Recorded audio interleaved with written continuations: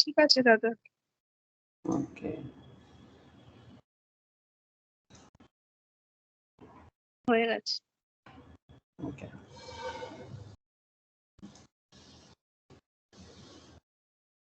Okay sir, चलो फिर good morning sir सबको, good morning to all of you. अच्छा, जैसे कि इनकम टैक्स का डिस्कशन है, तो फिर इनकम टैक्स में हम लोग करेंटली 1961 इनकम टैक्स एक्ट में कहाँ पर बात कर रहे थे सर? हम लोग डिडक्शन में बात कर रहे थे और काफ़ी डिटेल्स में चर्चा हुआ डिडक्शन का। आई होप आप सबको डिडक्शन समझ में भी आया होगा और आप घर में प्रैक्टिस भी किए होंगे।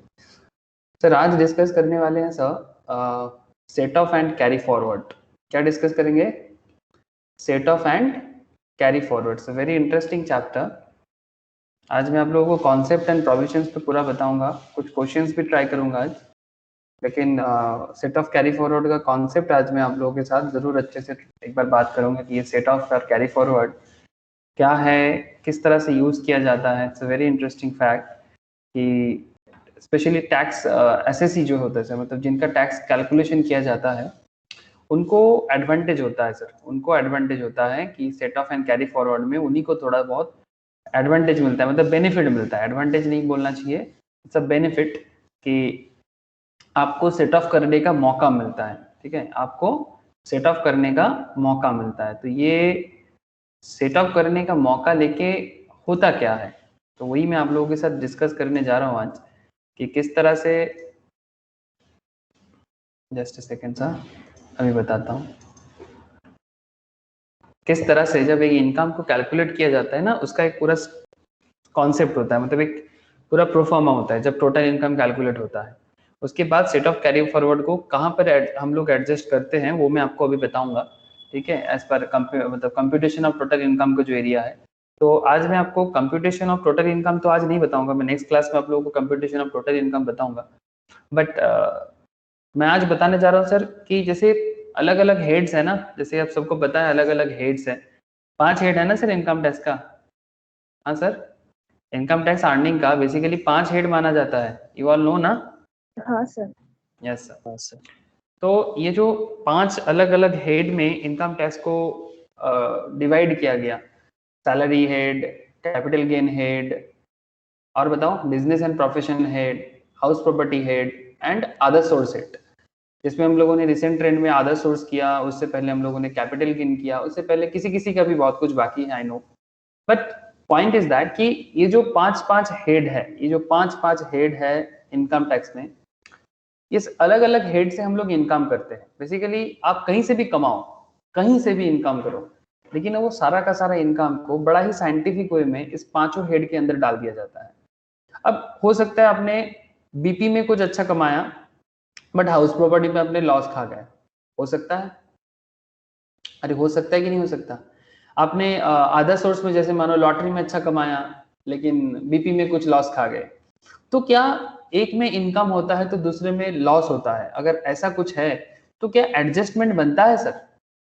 क्या एक लॉस को मैं दूसरे की इनकम के साथ एडजस्ट कर सकता हूँ? अगर कहीं पर मेरा लॉस है और कहीं पर मेरा इनकम है, तो क्या उन दोनों में एडजस्टमेंट बनता है?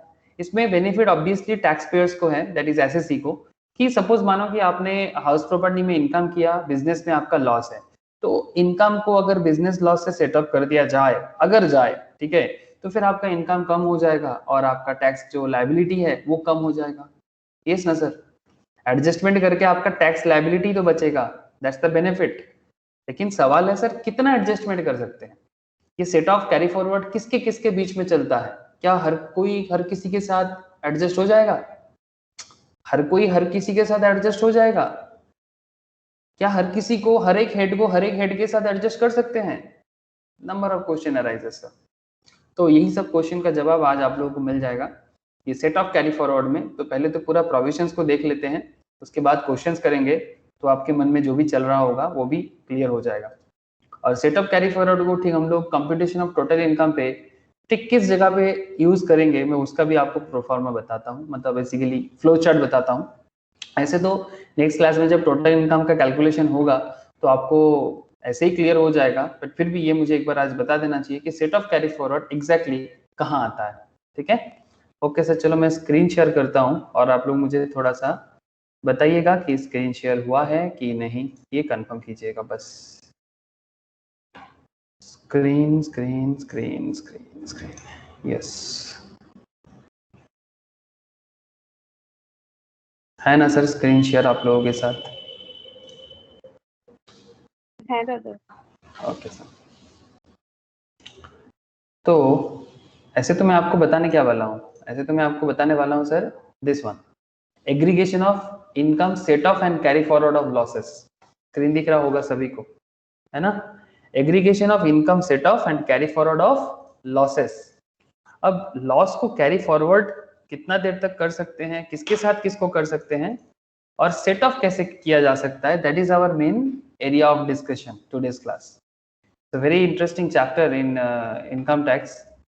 अब मैं आपको क्या बताऊंगा, लेकिन इससे पहले एक चीज जानना बहुत जरूरी है सर। सर क्या चीज जानना जरूरी है बोलो तो? सर ये जो टोटल इनकम को कंप्यूट किया जाता है ना, कंप्यूटेशन ऑफ जो टोटल इनकम होता है, जो मैंने बेसिक्स, जब भी बेसिक्स ऑफ इनकम टैक्स जहाँ भी स्टार्ट होता है मैं वहाँ पर ये चीज लिखाता भी हूँ। जिन लोगों ने बेसिक नहीं किया कोई बात नहीं, अभी बाद में फिर से करेगा बेसिक्स। बट सर ये जो प्रोफॉर्मा है, ये जो फ्लो चार्ट है, प्रोफॉर्मा नहीं बोलना चाहिए, this is actually flow chart, मतलब कंप्यूटेशन ऑफ टोटल इनकम। मैं आप लोगों को नेक्स्ट क्लास में कंप्यूटेशन ऑफ टोटल इनकम बताऊंगा, मतलब जिसमें ना आपको एक मजा आएगा क्या कि पूरा कंप्लीट इनकम टैक्स का कैलकुलेशन कैसे होता है हमें ये वाला चैप्टर में पता चले। मतलब एक ऐसा बोल सकते हो कि जितना सारा चैप्टर इनकम टैक्स में है सबका रिवीजन हमें यहाँ पर हो जाता है। या फिर आप ये भी बोल सकते हो कि पूरा इनकम टैक्स को पढ़ने से पहले अगर हम कंप्यूटेशन ऑफ टोटल एरिया एक बार देख ले, उसके बाद अगर हम लोग अलग कर करके सभी चैप्टर्स को पढ़े तो भी मजा आ जाएगा। ठीक है, तो दोनों एरिया, या तो सारा का सारा करने के बाद इसको करके रिवीजन कर लो पूरे इनकम टैक्स को, तो computation of total income revision के लिए भी है, और टोटल को पढ़ने के बाद, मतलब दोनों हिस्से से आप जा सकते हो। ठीक है, एक आप टोटल से मतलब कंक्लूजन में आते हो, एक कंक्लूजन से टोटल में जाते हो, दोनों में भी बहुत बेनिफिट मिलता है। बिकॉज टोटल अगर आपको एक बार पता चल गया कि टोटल इनकम का पूरा एरिया, मतलब इनकम टैक्स डिपार्टमेंट का जो पूरा कॉन्सेप्ट है, वो पूरा कॉन्सेप्ट आपको इस चैप्टर में मिल जाएगा। लेकिन हाँ, ऑब्वियसली सारा का सारा चैप्टर करके जब हम लोग रिविजन के तौर पे करते हैं तो उसमें हमें हर चैप्टर का यूज पता चल जाता है। ठीक है सर, कोई बात नहीं, लेकिन फिलहाल मैं टोटल इनकम तो बता नहीं रहा हूँ, मैं फिलहाल आपको सेट ऑफ कैरी फॉरवर्ड बताऊंगा। लेकिन सर तो सेट ऑफ कैरी फॉरवर्ड बताएंगे तो फिर टोटल इनकम पे क्या कर रहे हैं? सर टोटल इनकम पे ऐसा कुछ नहीं करना चाहता, मैं बस आपको ये बताना चाहता कि टोटल इनकम पे पहुंचने के लिए आपको क्या क्या रास्ते से गुजरना पड़ता है। तो ए गुजरने वाली इनकम टैक्स जरा बता दे कि कैसे हम लोग इनकम टैक्स के हिसाब से पहुंचते हैं। अरे गाना सुने कि नहीं, ए गुजरने वाली हवा जरा, हाँ तो वैसे ही एक गुजरने वाली इनकम टैक्स का जो हिसाब है उसका स्टार्टिंग होता है सर रेसिडेंशियल स्टेटस। ठीक है, इसका स्टार्टिंग होता है रेसिडेंशियल स्टेटस से। सबसे पहले तो आपको पता होना चाहिए रेसिडेंशियल स्टेटस मतलब कि कौन सा लोग इंडियन है, बेसिकली कौन इंडिया का रेसिडेंट है, कौन इंडिया का रेसिडेंट नहीं है। ठीक है, मतलब अगर आप ROR है कि RNOR है। ठीक है, तो इस तरह से आपको सबसे पहले पता करना चाहिए रेसिडेंशियल स्टेटस। उसके बाद आपको पांचों हेड पता होना चाहिए। रेसिडेंशियल स्टेटस के बाद आपको पता होना चाहिए पांचों हेड। सर पांचों हेड आपको क्या काम आएगा? सर यही तो है इनकम टैक्स बेसिकली। ये जो 5 हेड्स हैं, this is actually all about income tax. Salary head, house property head, profits and business and professions head, capital gain head. अब जिनका जो चैप्टर हुआ है ठीक है, जिनका जो नहीं हुआ बाद में होगा, but you have to know each and every head. आपको हर एक हेड को डिटेल्स में जानना बहुत जरूरी है, बिकॉज यही इनकम टैक्स का जड़ है बेसिकली। मतलब जड़ भी है, हार्ड भी है, जो भी समझो आप, बिकॉज इसी पांचों हेड में इनकम टैक्स को ओवरऑल बताया गया है। ठीक है, this 5 heads, and this 5 heads का इनकम कैलकुलेट करने के बाद आपके पास क्या आता है सर? आपके पास सिचुएशन ये आता है कि पांचों हेड को जोड़ो और टोटल इनकम की तरफ पहुंचो। ठीक है, तो सबसे पहले क्या पता किए sir? Residential status. Residential status basically पता करने के लिए जो लोगों ने residential status I hope maximum ने करके रखा है, तो रेसिडेंशियल स्टेटस में क्या होता है सर? उसमें देखना पड़ता है कि कोई इंसान इंडिया में 180 कितना दिन सर रेसिडेंट बनने के लिए कितना दिन चाहिए होता है? से फॉर एग्जाम्पल, हाँ बोलो बोलो सर बोलो। 182 days. 2021 का क्या है सर? असेसमेंट ईयर है, सॉरी 2021 प्रीवियस ईयर है, और 21-22 असेसमेंट ईयर है। तो अगर आप 21-22 में असेसमेंट ईयर में कैलकुलेशन कर रहे हो तो आपका कैलकुलेशन के लिए किस ईयर का कैलकुलेशन बेसिकली आप कर रहे हो? आप बेसिकली 2021 प्रीवियस ईयर का हिसाब कर रहे हो। तो 2021 में आपने जो भी इनकम किया, whatever you earned in 2021, आपको उसका टैक्स कब भरना है? 21-22 में। और जब आप इसका टैक्स भरोगे उस टाइम पे आपको देखना पड़ता है सर कि 21-22 असेसमेंट ईयर में 2021 प्रीवियस ईयर का जो इनकम का टैक्स पेमेंट होता है उस टाइम पे किसी पर्सन का, किसी इंडिविजुअल का, किसी पर्सन का, पर्सन मतलब इंडिविजुअल हो सकता है, कंपनी हो सकता है, फार्म हो सकता है, लेकिन करेंटली आप लोगों के लिए जो इंपॉर्टेंट है दैट इज इंडिविजुअल, ठीक है, या फिर हिंदू अनडिवाइडेड फैमिली, ये दोनों आप लोगों के लिए ज्यादा इंपॉर्टेंट है करेंटली, ठीक है। तो इंडिविजुअल हो या एचयूएफ हो, तो सबसे पहले आप उनका रेजिडेंशियल स्टेटस देखो। तो जैसे इंडिविजुअल्स के लिए अगर मैं बात करूं, जो सबसे पॉपुलर पॉइंट है आप लोगों के लिए, इंडिविजुअल का रेजिडेंशियल स्टेटस के लिए 182 डेज, अभी बताया किसी ने, 182 दिन आपको कहाँ कब रहना पड़ेगा सर? 2021 में। 2021 जो प्रीवियस ईयर है इसमें आपको एटलीस्ट 182 डेज रहना पड़ेगा, या फिर इसके साथ साथ और एक रूल भी है, और 60 डेज इन 2021, 60 डेज इन 2021 और उसके पिछला 4 साल में, दैट इज 2021 के पिछले 4 साल मतलब 1920, 18-19, 17-18, 16-17, इस तरह से प्रीवियस जो 4 साल है वो 4 साल मिला के कितना होना चाहिए सर? 365 डेज, ठीक है।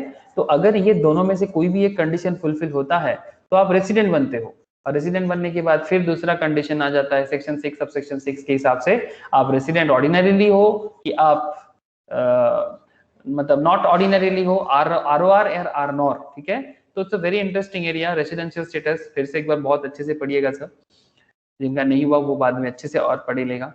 तो पॉइंट इज वेरी सिंपल, पहले रेसिडेंशियल सिर्फ देखो, फिर 5 हेड्स का अलग अलग देखो, सभी हेड का आपको डिटेल्स जानकारी चाहिए। आफ्टर दैट आपके पास मौका मिलता है compute income under each head applying charging and dimming provisions, मतलब हर हेड का ना अलग अलग प्रोविजंस है, यू ऑल नो। जैसे सैलरी सेक्शन 17 के तक बोला गया है, इनकम फ्रॉम हाउस प्रॉपर्टी उसके बाद, profit and gains and business and professions उसके बाद, कैपिटल गेन, अदर सोर्स, सभी का अलग अलग सेक्शंस है और अलग अलग सेक्शंस में अलग अलग प्रोविजंस है। तो उसका जो भी हिसाब किताब है, परमिशिबल डिडक्शन, एग्जेम्पशंस जो भी है, आप उसको पहले कैलकुलेट करो और फिर बताओ कि अदर सोर्स में कितना कमाया, कैपिटल गेन से कितना कमाया, लॉस है तो वो भी बताओ, प्रॉफिट एंड गेन से कितना, इनकम फ्रॉम हाउस प्रॉपर्टी से कितना एंड सैलरी से कितना। ये हिसाब होने के बाद आपके पास आता है सर अप्लाइंग क्लबिंग प्रोविजंस। ये क्लबिंग प्रोविजंस का हिसाब किताब क्या है सर?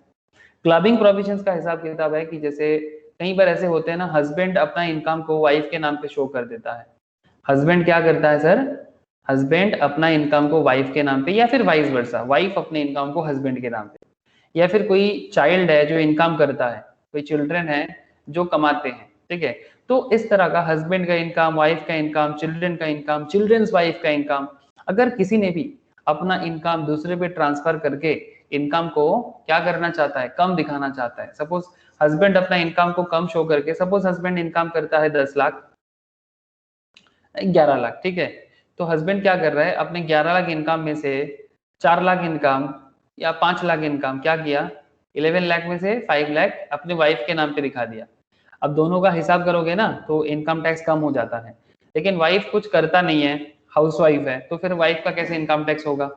तो ये सब केसों में देखा जाता है, वो असेसमेंट करके छानबीन करके पूरा पता चल जाता है कि ये तो गलत हुआ है, मतलब ये जानबूझ के इनकम टैक्स को कम करने के लिए, मतलब हस्बैंड वाइफ अपनी इनकम को इधर उधर ट्रांसफर कर रहा है।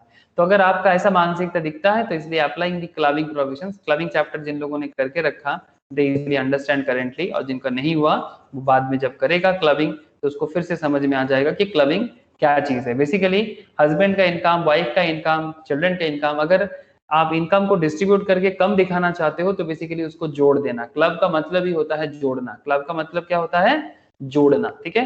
जोड़ दो किसके इनकम के साथ? जिसका इनकम ज्यादा है। अगर हस्बैंड का इनकम ज्यादा है तो हस्बैंड में जुड़ जाएगा, वाइफ का इनकम ज्यादा है तो वाइफ में जुड़ जाएगा, और फिर उस पर टैक्स चार्ज हो जाएगा। दैट इज बेसिकली क्लबिंग, ठीक है सर, ठीक है। करंट डिस्कशन क्लबिंग भी नहीं है मेरा सर, क्यों बोल रहे हो सर? देखो क्लबिंग के बाद आपको क्या करना पड़ेगा, set off and carry forward and set off losses as per the provision of act.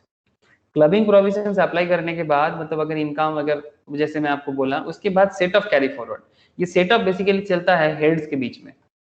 ये जो 5 हेड्स ऑफ इनकम है ना, इनके बीच में सेट ऑफ चलता है कि कौन किसके साथ सेट ऑफ करेगा। इंटर हेड भी होता है, इंट्रा हेड भी होता है। मतलब सैलरी के साथ एचपी का हो सकता है, बीपी के साथ एचपी का हो सकता है, कैपिटल गेन के साथ अदर सोर्स का हो सकता है, और कैपिटल गेन के अंदर भी हो सकता है, जैसे short term capital gain, long term capital gain adjustment करता कि नहीं करता। Speculation business, non speculation business, जैसे अदर सोर्स में चला जाता है ना speculation business, speculation business non speculation business में एडजस्ट होगा कि नहीं होगा, that's a big thing sir. तो मैं वही आज का डिस्कशन है basically, this is the very very important for today's class. उसके बाद हमें मिलता है जीटीआई, जिस जीटीआई से हम लोग लास्ट क्लास में क्वेश्चन सॉल्व कर रहे थे ना, वो जीटीआई में पहुंचने के लिए आपको ये क्लबिंग और सेट ऑफ, ये दोनों रास्ते से गुजरना पड़ेगा। तो मैं अभी आपको बताने जा रहा हूँ सर सेट ऑफ का खेल। सर क्वेश्चंस भी कराऊंगा तो क्लियरिटी और आ जाएगा। उसके बाद जीटीआई से आपको क्या करना पड़ता है सर, मैंने आपको लास्ट क्लास दो तीन क्लास में क्या बता रहा था, डिडक्शन है ना, deductions from GTI under chapter 6A, 80C से लेके 80U एकदम फ्रेश होगा आप लोगों के दिमाग में। हाँ सर, आप लोगों के दिमाग में डिडक्शंस एकदम फ्रेश होगा कि नहीं? हेलो, बोलो तो सही। हाँ सर। तो 80C से लेके 80U एकदम फ्रेश आप लोगों के दिमाग में है। तो जीटीआई के बाद आपको क्या करना पड़ता है, डिडक्शंस फ्रॉम 80C से 80U करना पड़ता है। उसके बाद आपको क्या मिलता है, उसके बाद आपको मिलता है टोटल इनकम, उसके बाद आपको मिलता है टोटल इनकम। और यही टोटल इनकम पे आपको क्या करना पड़ता है, टैक्स लायबिलिटी। अगर टैक्स लायबिलिटी होगा तो मतलब बेसिकली 2.5 लाख के ऊपर इनकम जाएगा तो फिर टैक्स लायबिलिटी के लिए देखना पड़ता है। अप टू 2.5 लाख तो सभी के लिए एग्जेम्प्टेड है सर, किसी को भी 2.5 लाख तक इनकम करके भारत में किसी को टैक्स देने का जरूरत नहीं होता है। बट अगर आपका इनकम 2.5 लाख क्रॉस करता है, दैट इज 2,50,000 अगर क्रॉस कर जाए, ठीक है, ग्रेटर देन 2,50,000, तो फिर आपको टैक्स देने के बारे में देखना पड़ेगा। ऐसे तो देखा जाए तो 5 लाख तक इनकम में भी टैक्स देने का जरूरत नहीं पड़ता है, ऐसा प्रोविजंस बना हुआ है। बट रूल्स जो है कहता है sir, basic exemption limit that is 2,50,000 for below 60 years, greater than 3 lakh तक, 3 लाख फॉर 3 लाख तक छूट किसको है, अगर आपका उम्र 60 साल से ऊपर है, 80 साल के नीचे है तो 3 लाख तक नो टैक्स। अगर आपका एज 80 के ऊपर है तो अगर आप 5 लाख तक भी कमा लेते हो ना, तब तक आपको कोई टैक्स नहीं देना पड़ेगा। तो अगर आपका एज बिलो 60 है, ठीक है, अगर आपका एज बिलो 60 तो आपके लिए 2,50,000 तक नो टैक्स। अगर आपका एज 60 से लेके 80 तो 3 लाख तक एकदम छूट। और अगर आपका एज 80 से ज्यादा है तो 5 लाख तक आपको कोई टैक्स नहीं देना पड़ेगा, बट उसके ऊपर कुछ भी होगा तो आपको देना पड़ेगा। ऐसे प्रोविजंस है, 5 लाख तक तो आप आराम से फ्री कर सकते हो टैक्स को, दैट्स अ डिफरेंट इशू, बाद में बात करेंगे। सब एक साथ बोलने जाएंगे, इसको उसके ऊपर, उसको इसके ऊपर, दिमाग खराब। तो ये है टैक्स की जर्नी सर, ये पूरा का पूरा जर्नी टैक्स का है। अब जिन लोगों को सारा का सारा चैप्टर होके रखा है उनको तो पूरा समझ आ ही रहा है कि पूरा जर्नी किस तरह से चल रहा है, ठीक है। अब जिनका कुछ चैप्टर्स हुआ नहीं है बहुत सारा, उनका कोई दिक्कत नहीं है सर, सारा का सारा चैप्टर फिर से होगा, फिर से कंप्लीट इनकम करेंगे तो फिर आपको पूरा का पूरा एकदम दिमाग में छप जाएगा। लेकिन करंट फोकस एकदम set off and carry forward पे, करंट फोकस किस पे, set off and carry forward में। तो ध्यान से सुनिए सर, सर समझ में आ रहा है ना हम लोगों को, हम लोग क्या मतलब क्या कनेक्ट करना चाहते हैं, बोलिएगा sir. Yes sir. Okay sir, बस कनेक्ट जुड़ जाए, कनेक्शन जुड़ जाए तो बात बन ही जाएगा।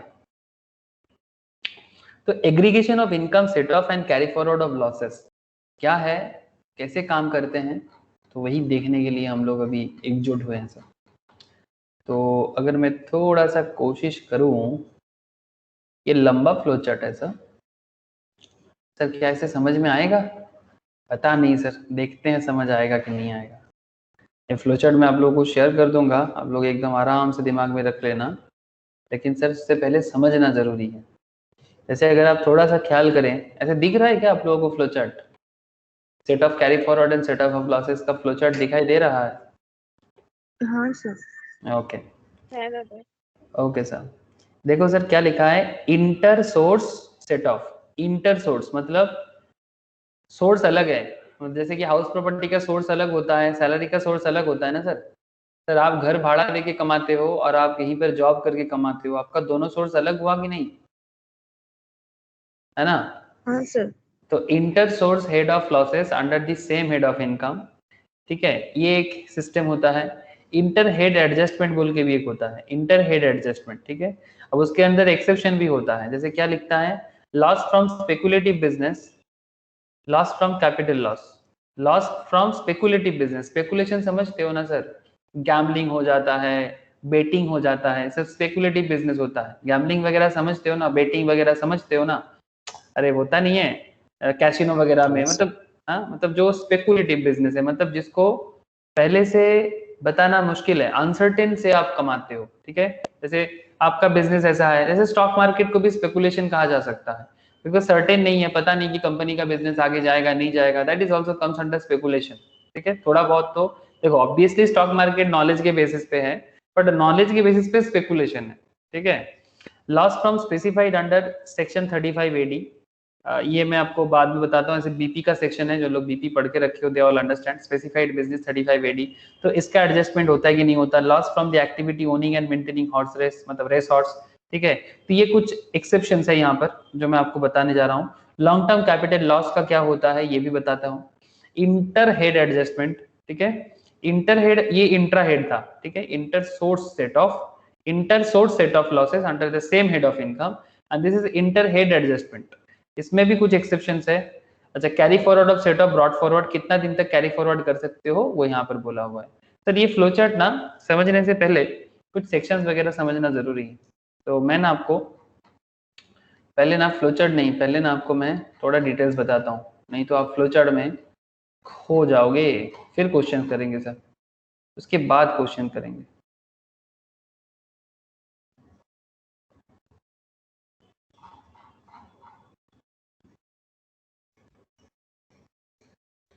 Yes sir.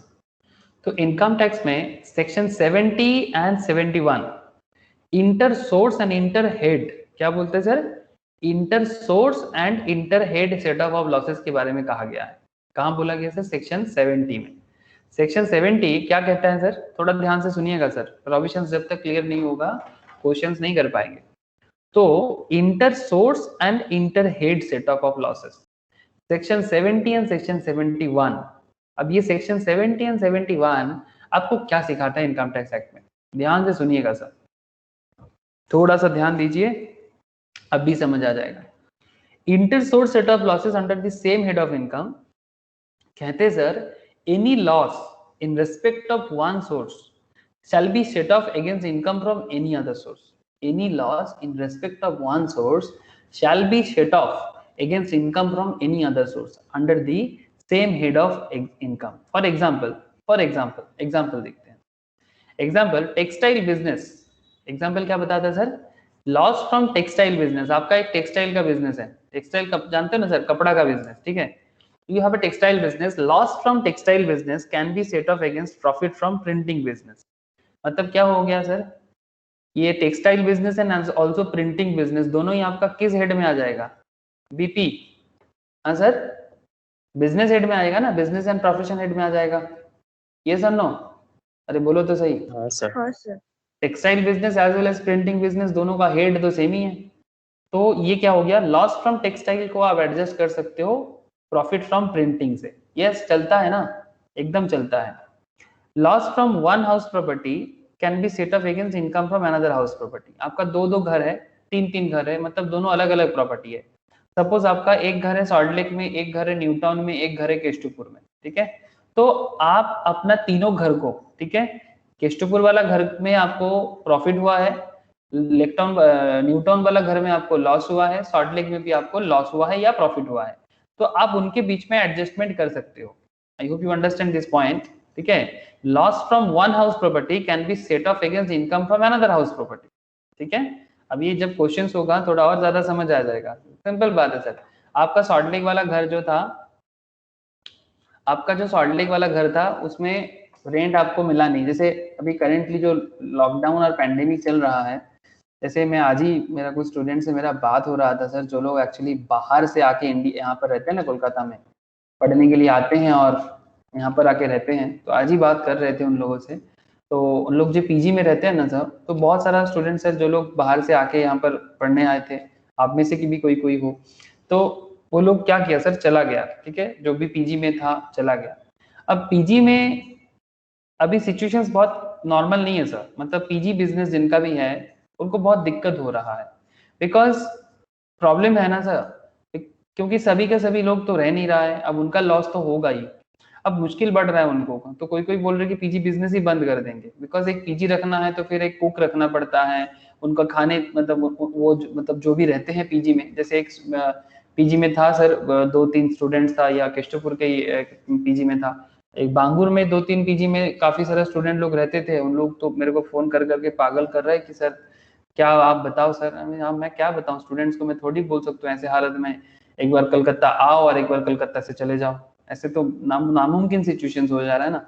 तो मैं तो यही बोलूंगा कि जो सेफ है, पहले जान है तो जहान है, तो अभी सिचुएशंस जब तक नॉर्मल नहीं हो जाता, ठीक है, तब तक तो मेरे मुंह से भी किसी स्टूडेंट को कहना कि भाई आ जाओ कलकत्ता, कोई दिक्कत नहीं है, मैं बोल भी नहीं सकता, मैं यही बोलूंगा कि भाई जो सेफ रहेगा, तो मैं कैसे बोल सकता। तो अल्टीमेटली सिचुएशन से उन लोगों का दिक्कत हो रहा है, तो बहुत लोग तो पीजी बंद भी कर दिया, मेरे को फोन करके एक दिन बोला कि सर अब पीजी बंद भी कर दिया, आप तो कुछ बोल ही नहीं रहे हैं, मतलब मैं अकेला बोलने से थोड़ी होगा, इतना बड़ा बात है, तो जो भी हो आप समझ रहे हो ना, तो हाउस प्रॉपर्टी है ना उन लोगों का, पीजी वगैरह से इनकम जो है हाउस प्रॉपर्टी इनकम है ना सर, अरे मैं सही बोल रहा हूँ कि नहीं? हाँ सर। हाँ सर। तो ये देखो सर, मैं आपको बता रहा था ना, ऐसे मेरे यहाँ पर से केष्टपुर वाला क्लासेस या फिर बांगुर वाला जो भी क्लासेस है, ठीक है, तो आप समझ सकते हो कि यहाँ पर सॉल्ट लेक है, दिस इज सॉल्ट लेक, आपका सॉल्ट लेक के घर में लॉस हो गया है, ठीक है, सॉल्ट लेक के घर में लॉस हो गया है, फिर भी केष्टपुर में थोड़ा सा भीड़ है, चलो मान लेते हैं कि थोड़ा बहुत यहाँ पर आपको कहीं ना कहीं भाड़ा मिल जाता है, ये न्यू टाउन एरिया है, this is new town area, यहाँ पर भी आपका घर है, इसमें भी थोड़ा बहुत लॉस आपने किया है, तो इसका प्रॉफिट के साथ आप इन दोनों का लॉस को एडजस्ट कर सकते हो हाउस प्रॉपर्टी बिजनेस, मतलब हाउस प्रॉपर्टी इनकम को, तो basically this is called inter source adjustment, ठीक है, आपका सोर्स जो है वो सेम सोर्स के अंदर है, तो इंट्रा सोर्स एडजस्टमेंट हो सकता है, ये सिंपल कह रहा है, समझ रहे हैं ना सर। तो कहने का मतलब बहुत सिंपल है कि ये जो कॉन्सेप्ट है, इस कॉन्सेप्ट को मैं फिर से एक बार आपको बताता हूँ, देखो sir, loss from textile business can be set off against printing business BP head में, loss from house property can be set off against income from another house property, ठीक है, another point is this loss from capital loss, short term capital loss can be set off against both short term and long term, point to be noted sir, short term capital loss, short term में capital loss हो सकता है, अरे क्यों नहीं हो सकता, आप स्टॉक मार्केट में इन्वेस्ट करते हो, शॉर्ट टर्म में लॉस कर सकते कि नहीं कर सकते, अरे नॉट जस्ट स्टॉक मार्केट, डेब्ट खरीदते हो, बॉन्ड खरीदते हो, सिर्फ शेयर ही क्यों, हाँ, ऐसे मानो एक शेयर लेते हैं जो, हाँ बोलो सर, कोई कुछ कहना चाहते हो, बोलो सर, कुछ कहना चाहते क्या, जैसे मानो कि अदानी गैस, ठीक है, ये स्टॉक रिसेंट ट्रेंड में थोड़ा सा डाउन ग्रेडेशन दिया है, काफी ज्यादा, इसका दाम चल रहा था 1000 समथिंग, एक महीना पुराना बाद में बात करूं, ओहो 1000 नहीं सॉरी 1600, आप देख सकते हैं सर कितना भयंकर टाइप का लॉस हुआ है जिन लोगों का भी इन्वेस्टमेंट था। अब मैं तो अभी भी इनको सभी को रिकमेंड यही किया सर कि आप चुपचाप रहो, वो वापस आ जाएगा, ये मेरा रिकमेंड सबको है, बट फिर भी जो थोड़ा बहुत पेशेंस लेस है उनको बोला कि ठीक है निकल जाओ जो भी हो लेकिन मेरा मानना है कि भाई स्टेबल रहना है, वो ठीक से रिकवर हो जाएगा, ठीक है, लेकिन जिनका मोटो शॉर्ट टर्म है वो शॉर्ट टर्म लॉस खा गया कि नहीं खा गया, जस्ट टेल मी सर,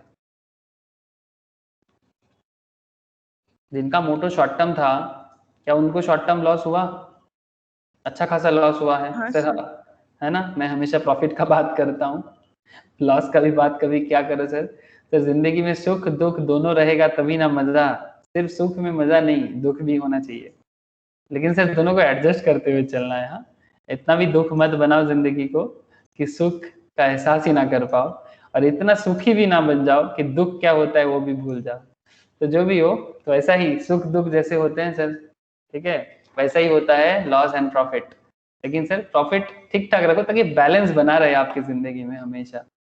तो सिंपल कहानी है कि शॉर्ट टर्म कैपिटल लॉस जो है इसको हम लोग short term capital gain as well as long term capital gain के साथ एडजस्ट कर सकते हैं, ठीक है। तो शॉर्ट टर्म जो है ना, ये short term capital gain as well as long term capital gain दोनों के साथ एडजस्ट करेगा, ये बात ध्यान रखिएगा, ठीक है। लेकिन सर कुछ एक्सेप्शंस है। तो पहले मैं आपको सेक्शन 70 का प्रोविजंस बताया, अब मैं आपको कुछ इसका एक्सेप्शन बताता हूँ, ठीक है। ध्यान से सुनिएगा सेक्शन 70 का एक्सेप्शन, मतलब सुनने में सेम लगेगा बट आपको इसमें मतलब एडजस्टमेंट करने नहीं देगा। जैसे inter source set off losses under the same head of income, okay sir, same head of income था। बट नाउ पॉइंट देखो sir, loss from speculation business can be set off only against profit from another speculation business. अगर आपका speculation business है तो आप speculation business का set off सिर्फ और सिर्फ स्पेकुलेशन प्रॉफिट से ही कर सकते हो। जैसे यहां पर आपका प्रिंटिंग बिजनेस था और टेक्सटाइल बिजनेस था, दोनों बिजनेस अलग था, पर फिर भी आपने एडजस्ट कर पाया ना। लेकिन यहाँ पर केस क्या हो गया, speculation business basically non speculation business के साथ एडजस्ट नहीं करेगा, सिंपल बात है। जैसे प्रिंटिंग टेक्सटाइल का बिजनेस जो करता है वो उसका स्पेकुलेशन बिजनेस है कि non speculation business? Printing textile वगैरह का बिजनेस करना स्पेकुलेशन बिजनेस है कि non speculation business? Non speculation. Non speculation, इसमें किसी भी तरह का अनसर्टेनिटी नहीं है सर। मतलब देखो बिजनेस में अनसर्टेनिटी है, बट फिर भी अगर आप किसी नॉर्मल चीज का दुकान खड़ा करके बैठते हो तो फिर उसका जो भी सेल है, जो भी प्रॉफिट है, उसका एक अंदाजा लगाया जा सकता है। बट कुछ ऐसी चीजें होती है जैसे कि हॉर्स रेस में पैसा लगाना, जैसे कि गैम्बलिंग करना, बेटिंग का बिजनेस करना, ठीक है, फिर आपका वही बारिश होगा कि नहीं होगा इस तरह का चीजों पे मतलब बेट लगा के बिजनेस करना, ऐसे लॉटरी का बिजनेस करना, मोस्ट इंपॉर्टेंट थिंग। तो इस तरह का जो भी चीजें होता है ये सब नॉन स्पेकुलेशन बिजनेस पे जाते हैं। तो कहते हैं sir loss from speculation business can be set off only against profit from another speculation business. That means speculation और नॉन स्पेकुलेशन में एडजस्टमेंट होना मुश्किल है, ठीक है, ये बात ध्यान रखिएगा। अच्छा, फिर लॉस फ्रॉम स्पेसिफाइड, अगर 30 सेक्शन 35 एडी मतलब सेंट्रल गवर्नमेंट कुछ स्पेसिफिक बिजनेस को स्पेसिफाइड कर देते हैं, तो अगर स्पेसिफाइड बिजनेस में लॉस होता है तो loss from specified business under section 35 AD, जब मैं बीपी बोलूंगा सर, बीपी में फिर से इस बार 35 एडी को फिर से बताऊंगा मैं, जिन लोगों को बीपी मतलब पढ़ चुका है उनको पता चल गया है कि स्पेसिफाइड बिजनेस में हम लोगों ने काफी सारा बातें की थी। अब मैं 35 एडी का डिटेल्स में नहीं जा सकता, बट इतना समझ लो कि स्पेसिफाइड बिजनेस सेंट्रल गवर्नमेंट बता देते हैं under section 35 AD can be set off only against profit from any other specified business. बाकी 35 एडी का डिस्कशन तो मैं बीपी में जबरदस्त किया था और फिर से करूंगा। Long term capital loss, point to be noted sir, long term capital loss can be set off only against long term capital gain, point to be noted sir. Short term capital loss जो है ये छोटा भाई है, छोटा भाई के साथ भी एडजस्ट कर लेगा, long term capital gain that is बड़ा भाई के साथ भी एडजस्ट कर लेगा। शॉर्ट मतलब छोटा ना, तो छोटा capital gain can adjust with छोटा कैपिटल गेन, मतलब छोटा capital loss can be adjusted with छोटा कैपिटल गेन, एंड छोटा capital loss can also adjusted with long term मतलब बड़ा कैपिटल गेन। बट सर अगर कैपिटल लॉस बड़ा है तो वो सिर्फ बड़ा कैपिटल गेन के साथ ही एडजस्ट करेगा, छोटा के साथ एडजस्ट नहीं करेगा। बात समझ में आया सर? छोटा मतलब ये बड़ा छोटा है तो छोटे को बड़ा भी ले लेता है ना सर, छोटा भाई बड़े भाई के साथ एडजस्ट कर लेता है, बट बड़ा भाई का कुछ प्रॉब्लम हो तो बड़ा भाई को सिर्फ बड़ा भाई ही एडजस्ट कर सकता है, छोटा भाई एडजस्ट नहीं कर सकता। बात समझ में आ गया ना आप लोगों को? बोलिएगा सर। हाँ sir. Long term capital loss, thank you sir, long term capital loss can be set off only against long term capital gain, ठीक है। अगर आप लॉन्ग टर्म में कैपिटल गेन किए हो, long term capital gain like एक साल से ज्यादा स्टॉक होल्ड करके रखे हो, ठीक है, एक साल से ज्यादा स्टॉक होल्ड करके, जैसे अगर मैं इसी स्टॉक को आपको एक साल में दिखाऊं तो आपने गेन करके रखा है, ठीक है, नॉट जस्ट अदानी, ऐसे बहुत सारे कंपनीज है। या फिर अगर आप कोई बिल्डिंग 24 मंथ से होल्ड करके रखे हो, कोई जमीन 24 मंथ से होल्ड करके रखे हो, फिर सेल कर रहे हो, ठीक है, तो आपको जो भी प्रॉफिट हो रहा है, ठीक है, जैसे टाटा मोटर्स का शेयर अगर किसी ने भी एक साल से होल्ड करके रखा है, 100 में लिया था, अभी भी 300 साढ़े तीन सौ गया था, थोड़ा सा डाउन गया है फिर से। तो कहने का मतलब यही है सर, अगर लॉन्ग टर्म कैपिटल गेन है, लॉन्ग टर्म कैपिटल में अगर लॉस करोगे तो लॉन्ग टर्म कैपिटल गेन ही उसको एडजस्ट कर पाएगा, ठीक है, ये बात ध्यान रखिएगा।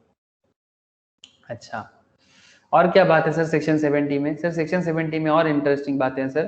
Sir loss from the activity of owning and maintaining race horses. Race horses के बारे में मैंने आपको पहले भी बता के रखा अदर सोर्स में, पता है ना सर? रेस हॉर्सेस, ये हमारा रेस कोर्स गए हो कभी आप लोग? সামনে দিয়ে গেছি। अंदर कभी गए? हाँ सर गए। अरे वाह, बढ़िया है। देखा रेस कोर्स में बचपन बचपन बहुत में गया छोटे था? बहुत छोटा था। अच्छा,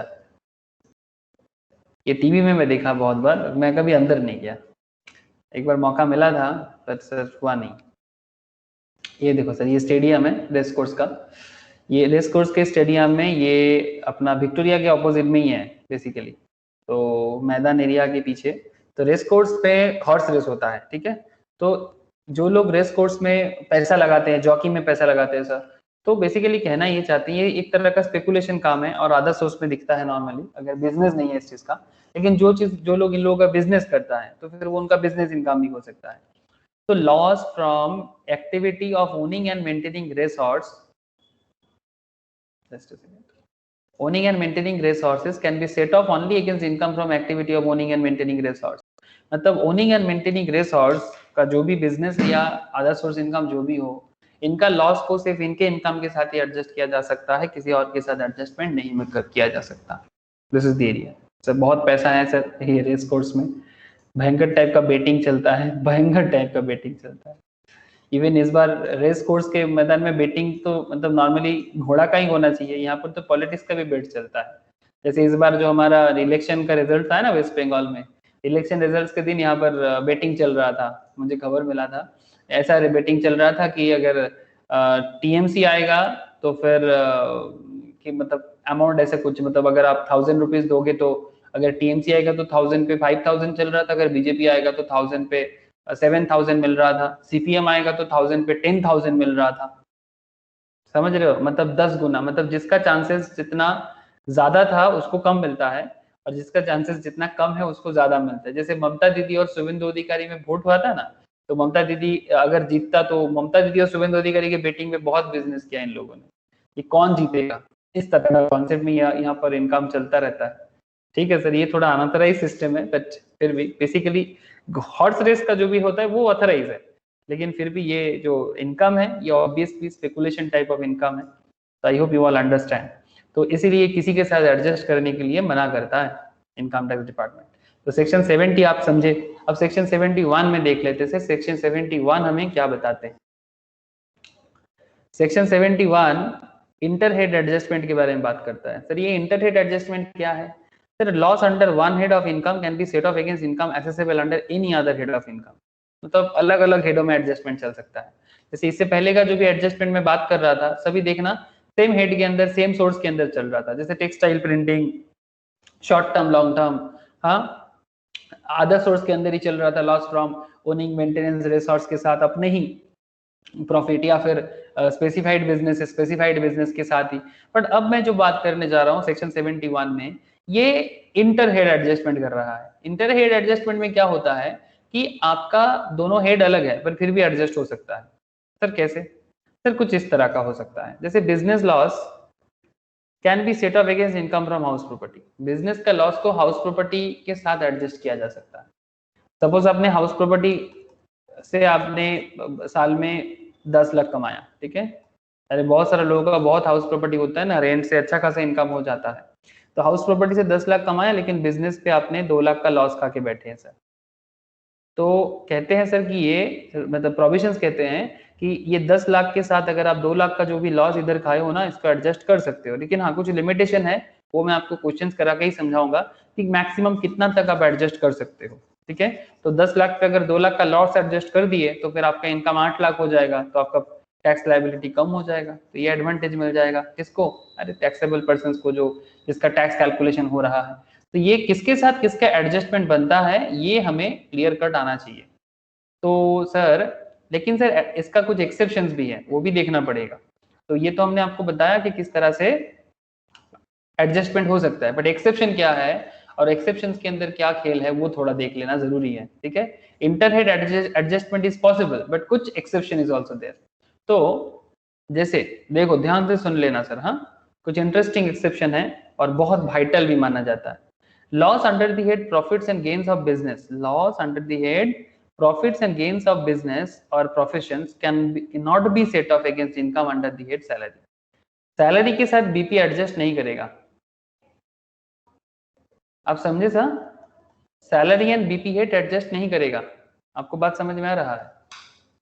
मतलब अगर आप सैलरी बिजनेस पे देखो, सैलरी में तो लॉस खाने का कोई मतलब क्या लगता है, सैलरी में लॉस हो सकता है क्या? No sir. सैलरी में लॉस किस चीज का, वो तो सैलरी मिलता है उसको। तो अगर आपने बिजनेस में लॉस खाया और सैलरी इनकम आपने 10 लाख या 12 लाख जो भी आप कमाते हो, जैसे इस बार सीएम इंस्टीट्यूट का जिस तरह का सैलरी का पैकेज चल रहा है, मैं आपको बार बार बता रहा हूँ, एवरेज 10 लाख के आसपास, मैक्सिमम 22-24 लाख तक पैकेज गया है सर सीएमए का, सीरियसली। तो सीएमए इस बार एकदम फाड़ू जा रहा है सर, सीएमए एकदम फाड़ के। सीएमए इंस्टीट्यूट जिस तरह का परफॉर्मेंस दे रहा है, और ऊपर से 2 दिन पहले आप लोगों ने सुना सर सीएम इंस्टीट्यूट का एक MOU आया है sir, memorandum of understanding foreign degree के साथ। ऐसे ये सीए के साथ पहले से ही था, सीए के साथ पहले से ही था, बट सीएम इंस्टीट्यूट का जो डिग्री था वो फॉरेन के साथ इतना ज्यादा वैल्यूएबल नहीं माना जाता था कंपेयर टू सीए, बट अभी सीएमए को भी इक्विवेलेंट कर दिया गया। खबर है आप लोगों के पास? सीएमए सर MOU भी किरण रिजिजू का ट्वीट देखे थे। हाँ वो वाला। একটা মৌ ये হয়েছে মেমোরেন্ডাম एग्जैक्टली सर, MOU पहले था, बट अभी गवर्नमेंट का नॉड आ गया सर। ठीक है, देखना मैं स्टेटस में भी यूके दिया। UK UK UK ACCA, basically UK ACCA इसमें मतलब सर यूके का चार्टर्ड अकाउंटेंट। ठीक है, यूके का चार्टर्ड अकाउंटेंट, उन लोगों के साथ मेमोरेंडम ऑफ अंडरस्टैंडिंग हुआ है सीएमए का। एक सेकंड, ये थोड़ा पुराना সাইটেই দেওয়া আছে দাদা। हाँ साइट में तो है, मुझे नोटिफिकेशन ढूंढने में टाइम लगेगा, इसलिए मैं न्यूज में ही देख रहा हूँ।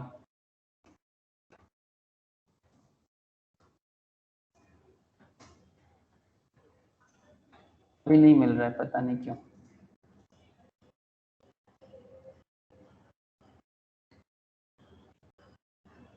आई थिंक यही वाला है। Yes sir, cost accountancy papers exemptions after ICU, मतलब institute of cost accountants of India agreement details. तो बेसिकली इसमें क्या सुविधा होगा सीएमए वाले को, वैसे सीए वाले को पहले ये सुविधा था। ठीक है, अब ये सीएमए के लिए भी सेम टू सेम हो गया कि अगर आप इंडिया में से सीएमए बन जाते हो और आप यूके में जाके या फिर यूके का जहां जहां पर, मतलब बेसिकली ये यूके बहुत सारा जगह में यूके का कॉलोनी था ना सर, वो हर जगह में यूके सिस्टम चलता है, कॉमनवेल्थ नेशंस के नाम से होता है। ठीक है, तो बहुत सारे जगह में यूके का काम होता है। ठीक है, बिकॉज यूके का बहुत जगह में कॉलोनी था, इसलिए वो हर बहुत सारा जगह में, स्पेशली अफ्रीकन कंट्रीज बहुत सारे हैं, तो वहां पर भी काम चलता है। तो आप अगर ग्लोबल लेवल में अपने आप को बिल्ड करना चाहते हो तो आपको बस 1-2 पेपर्स का ही सेट ऑफ करना पड़ेगा, एडजस्टमेंट करना पड़ेगा, तो बस बाकी एडजस्ट हो जाएगा। बेसिकली लॉ का पेपर करना पड़ता है, बाकी अकाउंट्स, कॉस्ट, फाइनेंस, ये सब देना ही नहीं पड़ेगा सर। अकाउंट्स, कॉस्ट, फाइनेंस आप यूके में जो करोगे इंडिया में वही करोगे। ठीक है, इवन टैक्स का भी सिस्टम ऑलमोस्ट सेम टाइप का ही होता है। ठीक है, बस हाँ थोड़ा टैक्स स्लैब रेट थोड़ा अलग हो सकता है बस, बट ओवरऑल जो कॉन्सेप्ट है वो सेम टाइप ऑफ है। ठीक है, बेसिकली जो लॉ है, बिजनेस लॉ का एरिया थोड़ा बहुत डिफरेंस है। यूके बिजनेस लॉ, हमारा business law almost same, corporate law is almost same, but फिर भी कुछ अलग हो सकता है, कंट्री टू कंट्री लॉ बदल सकता है, बाकी चीजें नहीं बदलेगा सर। तो ये देख सकते हैं आप, तो इस तरह का चीजें बन रहा है, और बेसिकली सीएमए अपने आप को एक ग्लोबल कोर्स की तरह बना दिया है सर, एक ग्लोबल कोर्स की तरह बना दिया है जो ठीक है, सीरियस। सर एक क्वेश्चन पूछे? बोलो सर। सर वो लोग तो कुछ अलग अकाउंटिंग स्टैंडर्ड फॉलो करता है ना, हम लोग का तो आईएएस है ना। हाँ, हम लोग का इंडियस है, वो समझ नहीं आता सर। एक्चुअली अकाउंटिंग स्टैंडर्ड्स में क्या होता है, जैसे मान के कैश फ्लो हो रहा है, ठीक है, अब कैश फ्लो करने के टाइम पे कुछ रूल्स फॉलो करना पड़ता है, जैसे मार्जर हो रहा है, ठीक है, डिप्रिसिएशन फॉलो कर रहा है, वो सब as per accounting standards follow होते हैं। ठीक है, AS3, AS14, ऐसे बहुत सारे अकाउंटिंग स्टैंडर्ड्स हैं। अब हमारा जो करंट इंड एस है, इंड एस को इसी तरह से बनाया गया, मतलब ये तो रिसेंटली इंड एस आया है, 2-3-4 साल हुआ है, उससे पहले हम लोग भी इंटरनेशनल स्टैंडर्ड्स ही फॉलो करते थे।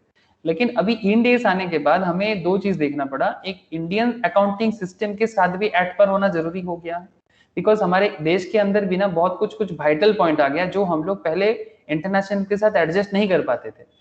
तो उसमें दिक्कत नहीं है, वो हो सकता है कि इन दैट केस अगर आपको फॉरेन कंट्रीज में जब आप अकाउंट्स करोगे तो बस अकाउंटिंग स्टैंडर्ड्स के लिए आपको थोड़ा सा मेहनत करना, बस बाकी ज्यादा कुछ, मतलब जो भी एडजस्टमेंट आप लोग यहाँ करते हो वैसे ही एडजस्टमेंट वहां भी होता है, उसमें कोई चेंजेस नहीं है।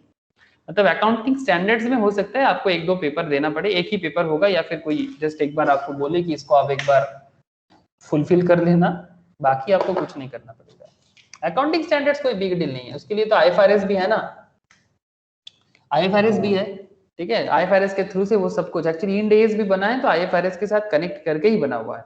हमारे देश में बहुत सारा बिजनेस चलता है जो इंटरनेशनल बिजनेस के साथ कनेक्टेड होके, जैसे ये मैं आप लोगों को बहुत बार दिखाया, जैसे मानो कि अपना जो टाटा मोटर्स का जो जैगुआर और लैंड रोवर है, ठीक है, टाटा मोटर्स का जो जैगुआर लैंड रोवर है, नाम तो सुने होंगे जैगुआर लैंड रोवर का, हाँ, ये टाटा मोटर्स का ही है। हाँ तो इसका एनुअल रिपोर्ट अगर आप चेक करोगे,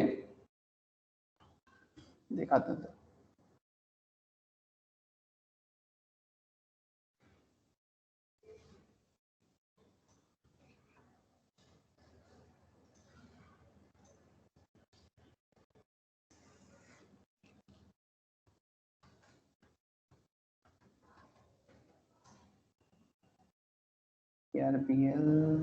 most probably this one, yes, ये JLR जो है मतलब जैगुआर लैंड रोवर जो है ये यूके बेस्ड कंपनी है, बट ये इंडियन कंपनी है, तो फिर इसको तो दोनों मतलब पूरा वर्ल्ड वाइड ये बिजनेस करता है, तो फिर इसका अकाउंट्स भी तो उसी हिसाब से मेंटेन होता है। ये देखना, ये इसका जो भी ऑडिटर्स वगैरह है सब फॉरेन ऑडिटर्स है। थोड़ा छोटा करके दिख रहा है, मैं दिखा रहा हूँ, तेरा मन में सवाल आया इसलिए मेरे को लगा कि बता देना चाहिए। ये नॉर्मली मैं स्टॉक मार्केट फंडामेंटल में बहुत बार डिस्कस करता रहता हूँ ये सब चीजें। ये देख, ये प्रॉपर्टी प्लांट इक्विपमेंट डिप्रिसिएशन का अकाउंटिंग स्टैंडर्ड्स है, तो ये सब चीजें एज पर इंडियन भी है और एज पर यूके बेसिस में भी बन रहा है। बेसिकली ये यूके बेस बना हुआ है, इवन इसका जो ऑडिटर है ये यूके का ऑडिटर है, मतलब डेलॉयट का जो यूके ब्रांच है वो वाला ऑडिटर यहाँ का ऑडिट किया है। मैं कल का ऑडिट के क्लास में बता रहा था, ये कंपनी लॉ में ऑडिट का बता रहा था, वहीं पर मैं ये चीज बता रहा था ना आप लोगों से, जिन लोगों ने किया कल का कंपनी लॉ क्लास।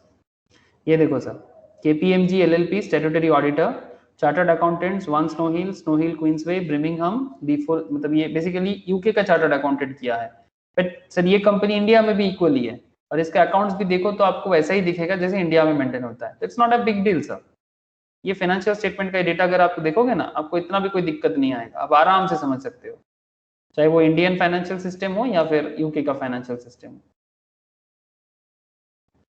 ये देखो सर वैसा ही है, ये देखो balance sheet, non current assets, current assets, एकदम वैसा ही सिस्टम पे बना हुआ है, पर कंपनी देखो यूके का, तो it's not a big deal, ये कोई प्रॉब्लम नहीं। आप लोग नॉलेज जो ले रहे हो सब इंटरनेशनल स्टैंडर्ड्स का ही नॉलेज ले रहे हो, एवरीथिंग इंटरनेशनल स्टैंडर्ड्स का है, तभी तो इंस्टीट्यूट ऑफ ये ACCA के साथ ये सब मेमोरेंडम ऑफ अंडरस्टैंडिंग कैसे ही बना दे रहा है सर। जब ये इसके लिए अथॉरिटी बॉडी है, वो जब देखता है कि भाई सेम काइंड ऑफ एजुकेशन है, तो फिर हम इसके लिए इसको क्यों ना ग्लोबल लेवल में रिकॉग्निशन दें, ठीक है, तो इसीलिए बनता है। आई होप सर आप लोग समझ पा रहे हो।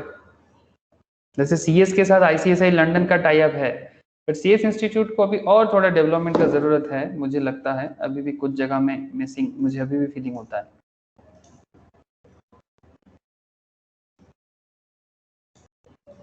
पर है ICSI लंदन के साथ ICSI इंडिया का अच्छा खासा टाई अप है सर। ओके सर, ठीक है, ये सब समझ जाओगे, समझ में आ रहा है रिजियाउल? बोल। हाँ सर समझ गया। इतना भी प्रॉब्लम नहीं है, अभी तो दिखा है मैं, इंटरनेशनल कंपनी है, कंपनी इंडिया का है, सोचो, ठीक है, बट एकदम आराम से अकाउंट्स मेंटेन हो रहा है जो आप लोग आराम से कर सकते हो। ओके सर, ठीक है, देखो आ जाओ, तो सेक्शन 71 टैक्स में आ जाओ sir. The loss under the head profits and gains of business and profession cannot be set off against income under the head salary. Salary के साथ इसका एडजस्टमेंट नहीं होगा, ध्यान रखिएगा। Loss under the head capital gains cannot be set off against income under any other head. हाँ sir, loss under the head capital gain का loss cannot be set off against income under any other head. Capital gain का loss सिर्फ capital gain के साथ ही adjust करेगा, किसी और के साथ एडजस्ट नहीं करेगा। Speculation loss and losses from specified business under section 35 AD and loss from the activity of owning and maintaining resorts, ये भी सिर्फ अपने साथ ही एडजस्ट करेगा, किसी दूसरे हेड के साथ एडजस्ट नहीं करेगा। तो बात क्या हो गया, सैलरी बीपी में कोई एडजस्टमेंट नहीं बनता, कैपिटल गेन का लॉस किसी के साथ एडजस्ट नहीं करेगा except capital gain head, speculation loss speculation के साथ ही जाएगा, और 35 AD स्पेसिफाइड बिजनेस का लॉस भी 35 AD के साथ ही जाएगा, ओनिंग एंड मेंटेनिंग रिसोर्स भी सिर्फ अपने साथ ही जाएगा। आई होप ये क्लियर हुआ। एंड और एक पॉइंट से ध्यान देखिए, ये पॉइंट थोड़ा ध्यान में रखिए। Loss from house property can be set off against income under any other head, मतलब हाउस प्रॉपर्टी के साथ दूसरा किसी भी हेड को एडजस्ट कर सकते हैं, इवन सैलरी को भी एडजस्ट कर सकते हैं। Loss from house property can be set off against income under any other head only to the extent of ₹2 lakh. कितना? 2 लाख तक आप एडजस्ट कर सकते हो, 2 लाख तक। The remaining loss can be carried forward, अगर उससे ज्यादा लॉस है आपका उसको आप कैरी फॉरवर्ड कर सकते हो for set off against income from house property of the succeeding year, मतलब नेक्स्ट ईयर का, मतलब 2021 का अगर आपका 3 लाख का लॉस है, सपोज मानो 3 लाख का लॉस है, लेकिन आप एक पर्टिकुलर असेसमेंट मतलब ईयर में आप 2 लाख तक ही एडजस्ट कर सकते हो, ठीक है, इससे ज्यादा आप एडजस्ट नहीं कर सकते। बाकी जो अमाउंट है वो नेक्स्ट ईयर आपका कैरी फॉरवर्ड हो जाएगा, ठीक है, आप नेक्स्ट ईयर वो लॉस को एडजस्ट जरूर कर सकते हो। मतलब अगर आपका लॉस है तो लॉस एडजस्टमेंट करने का मौका आपको मिलेगा। ये सब कुछ क्वेश्चंस करने से आपको थोड़ा ज्यादा क्लैरिटी आ जाएगा सर। वेट सर, अच्छा, losses which can not be set of और कैरी फॉरवर्ड, कुछ लॉसेस ऐसा है जिसको कभी भी किसी के साथ सेट ऑफ भी नहीं किया जा सकता और कैरी फॉरवर्ड भी नहीं होता। सर कैसा ऐसा है? Sir loss from gambling, betting, card games. Gambling loss, betting loss, card game का लॉस किसी के साथ सेट ऑफ भी नहीं होता, कैरी फॉरवर्ड भी नहीं होता। Loss from an exempt source, for example share of loss of partnership firm, अगर आप पार्टनरशिप फर्म का लॉस को cannot be set off any other business income, partnership firm का जो लॉस है उसको किसी दूसरे बिजनेस के साथ आप एडजस्ट नहीं कर सकते, ठीक है, ये एग्जेम्प्ट सोर्स है। एक्चुअली पार्टनर्स के हाथ में पार्टनरशिप फर्म का जो भी लॉस है, ठीक है, वो पार्टनर्स के साथ होता है। तो loss from an exempt source, तो इसको मैं बाद में आपको बताता हूँ, सेक्शन 10 का खेल है यहाँ पर। एग्जाम के बारे में जो बोला गया है ना, ये एक्चुअली पार्टनरशिप फार्म में पार्टनर्स अगर टैक्स पेमेंट करते हैं तो पार्टनरशिप फार्म को कुछ देना नहीं पड़ता, या पार्टनरशिप फार्म एक्चुअली पेमेंट कर देते हैं तो पार्टनर्स के हाथ में वो एग्जेम्प्टेड हो जाता है। ये कॉन्सेप्ट एक है।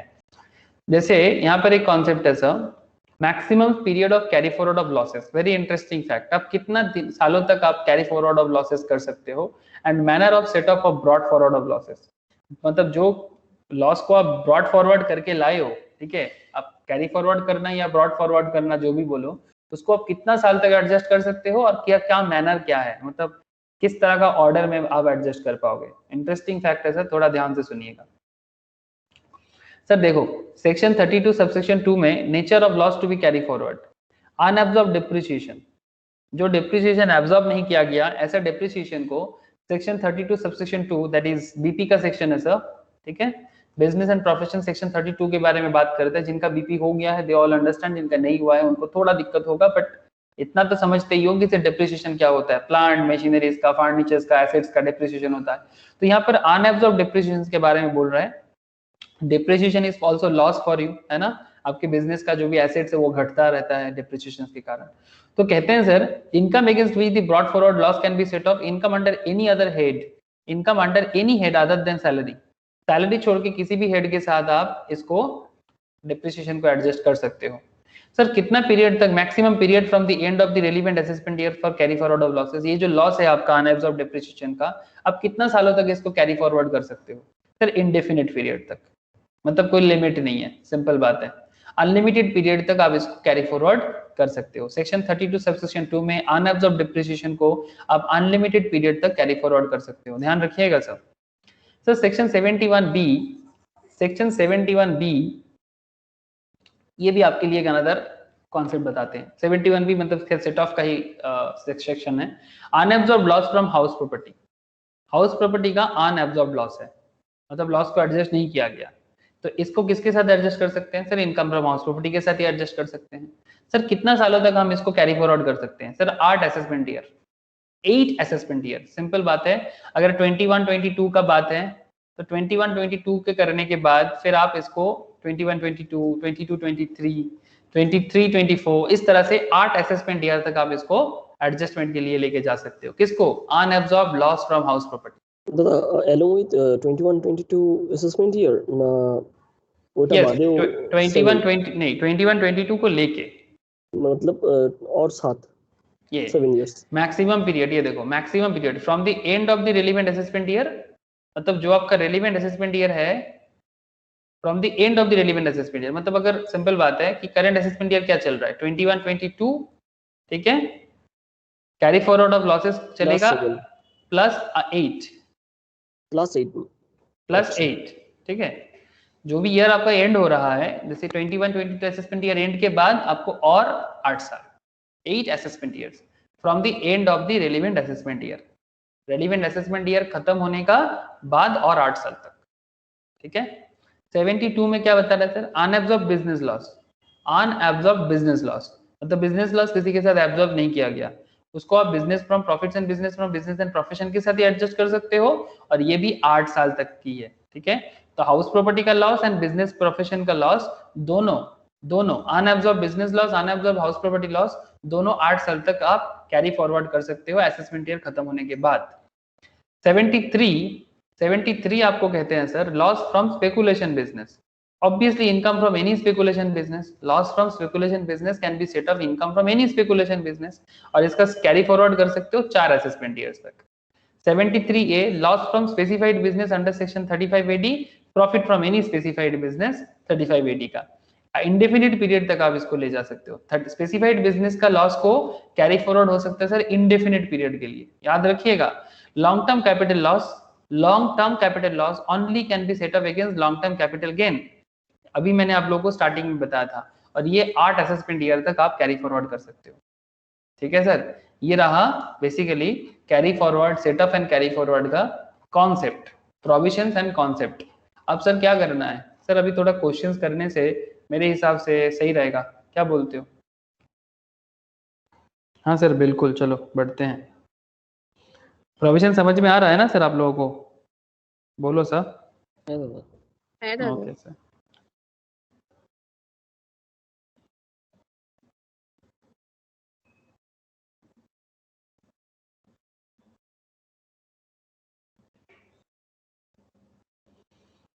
ओके चलो देखते हैं क्या क्वेश्चन मिल पाता है, उसी को सॉल्व करते हैं सर।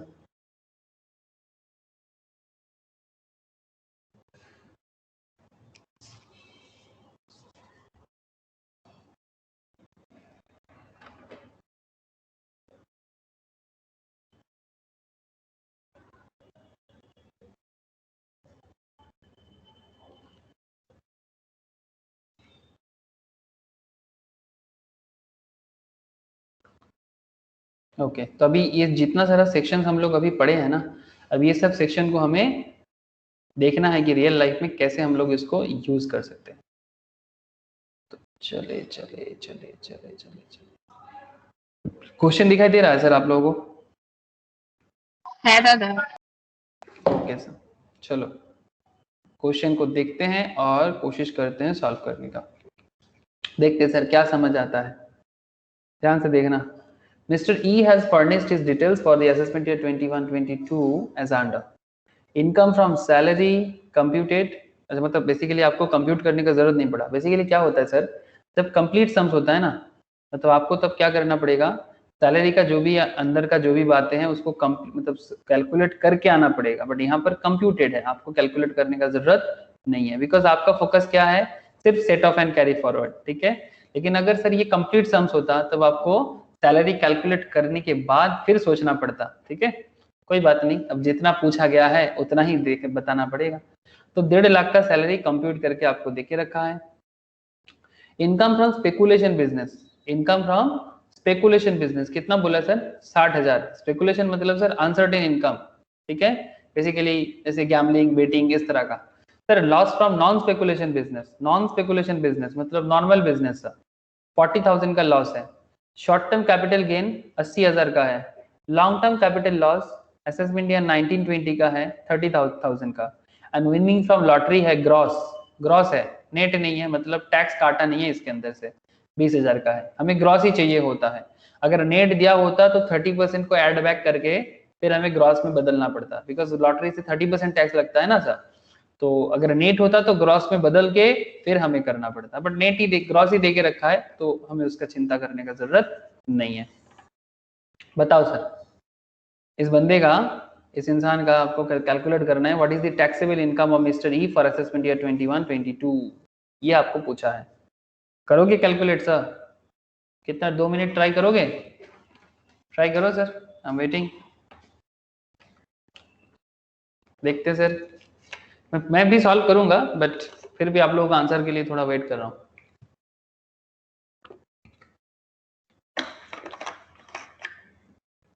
ज्योति, रोशनी, प्रिया, प्रियतमा, बोलो, ट्राई कर रहे हैं आप लोग? तथा जियाउल, विशाल, सर ओके सर, प्रीति, ट्राई करो। किस इंसान का टैक्सेबल इनकम कितना होगा, ये आपको बताना होगा। सर आप भी कीजिए। ठीक है सर, मैं भी कर रहा हूँ। चलो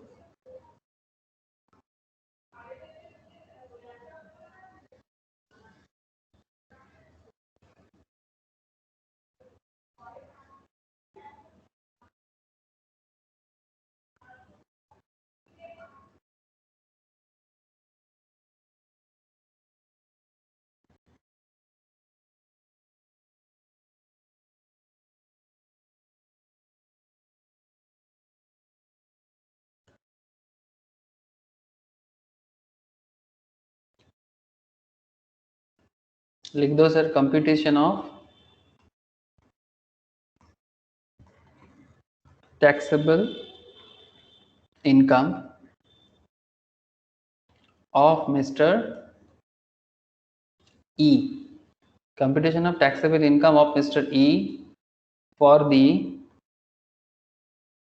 assessment year 21-22, है ना?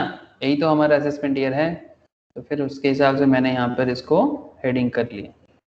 Very good sir. अब बेसिकली कुछ नहीं करना है, आपको एक पर्टिकुलर का कॉलम बना देना चाहिए। तो मैं भी कर लिया पर्टिकुलर का कॉलम, और आप 2 अमाउंट का कॉलम बना लो, बेहतर रहेगा, क्योंकि अगर कुछ भी एडजस्टमेंट रहेगा तो उसके लिए 2 कॉलम, ज़्यादा ज़रूरी नहीं है। ठीक है, तो ये हो गया हमारा। अब आपको क्या करना है सर, आपको जो भी हेड्स ऑफ इनकम है उसको देखना है। तो इनकम फ्रॉम सैलरी है 1.5 लाख, तो इसको पहले पुट कर देते हैं। इसको तो किसी के साथ एडजस्ट होना बहुत मुश्किल ही होता है ना सर? सैलरी किसी के साथ जल्दी में एडजस्ट नहीं कर पाते। हाउस प्रॉपर्टी के साथ एडजस्ट हो सकता है। इनकम फ्रॉम सैलरीज, तो करेंटली इनकम फ्रॉम सैलरीज जो है वो हमारा कितना है, 1.5 लाख है। इसका कोई एडजस्टमेंट मुझे दिख नहीं रहा है, तो इसको मैं आउटर में ही डाल दिया। इनकम फ्रॉम सैलरी, अच्छा नेक्स्ट है इनकम फ्रॉम स्पेकुलेशन बिजनेस, है ना सर? इनकम फ्रॉम सैलरी के बाद क्या है, इनकम फ्रॉम स्पेकुलेशन बिजनेस, 60,000 का पुट कर देते हैं सर। इनकम फ्रॉम स्पेकुलेशन,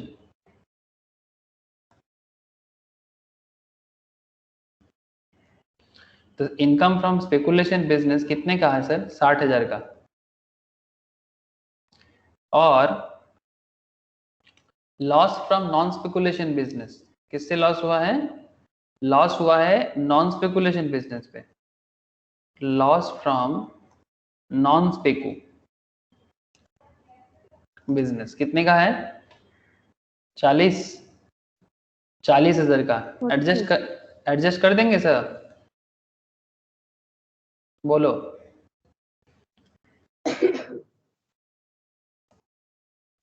क्या इनकम फ्रॉम स्पेकुलेशन बिजनेस 60,000 के साथ loss from non speculation business 40,000 adjust हो सकता है? हाँ सर। क्यों, रीजन बताओ। না দাদা, স্পেকুলেশন বিজনেসের সাথে স্পেকুলেশন বিজনেসই অ্যাডজাস্ট হয়। ও এক্সেপশনাল ছিল, আচ্ছা আচ্ছা। बोलो सर, किसको किसको क्या लगता है, क्या खेल है इस पर्टिकुलर पॉइंट का? प्रोविजंस पे जाना पड़ेगा सर फिर से, देखो तो sir. Any loss in respect of source shall be set off against income from any other source under the same head of income. For example, loss from textile business can be set off against profit from printing business. यहाँ पर exception में क्या बता रहा था, section 70 आपको exception में बता रहा था sir, loss from speculation business can be set off only against profit from another speculation business. अगर आप स्पेकुलेशन बिजनेस में लॉस खाते हो तो आप सिर्फ स्पेकुलेशन प्रॉफिट के साथ ही एडजस्ट कर पाते हो। लेकिन यहाँ पर क्वेश्चंस क्या स्पेकुलेशन का लॉस का है कि नॉन स्पेकुलेशन का लॉस का है? क्वेश्चन क्या है? स्पेकुलेशन के loss. Non speculation. Non speculation का लॉस है, तो क्या नॉन स्पेकुलेशन के लॉस को स्पेकुलेशन इनकम के साथ एडजस्ट करने में मना है क्या? नो नहीं सर, कर सकते हैं। ऐसा तो कहीं पर भी बता नहीं, ना तो सेक्शन 70 बोल रहे हैं, ना तो सेक्शन 71 बोल रहा है, तो फिर हम लोग कर सकते हैं ना सर? हाँ सर, एकदम कर सकते हैं सर। यही सब पॉइंट आपको ध्यान रखना पड़ेगा। स्पेकुलेशन, अगर ये लॉस स्पेकुलेशन का लॉस होता तो वो स्पेकुलेशन के साथ एडजस्ट कर सकता है। ये लॉस अगर स्पेकुलेशन का होता तो भी एडजस्ट कर लेता, बट यहाँ पर लॉस जो है नॉन स्पेकुलेशन का है, तो नॉन स्पेकुलेशन का लॉस तो नॉन स्पेकुलेशन के साथ भी एडजस्ट कर पाएगा ना, और वो स्पेकुलेशन के साथ भी एडजस्ट कर पाएगा। बट अगर लॉस सिर्फ नॉन स्पेकुलेशन का होता तो वो सिर्फ स्पेकुलेशन इनकम के साथ ही एडजस्ट कर सकता है, दूसरे किसी के साथ एडजस्ट नहीं कर सकता। दैट्स व्हाई 60,000 से 40,000 चला जाएगा और आपका आउटर में आ जाएगा 20,000। ओके, यस सर, ये तो समझ गए sir. Short term capital gain था ना क्वेश्चन में?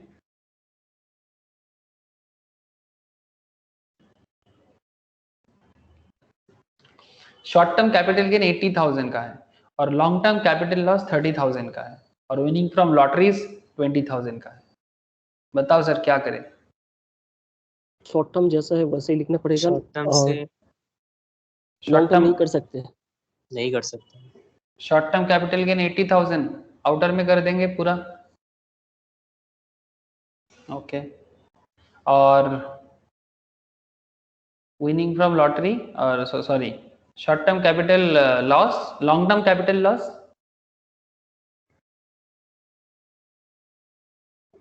लॉन्ग टर्म लॉस एडजस्ट नहीं होगा।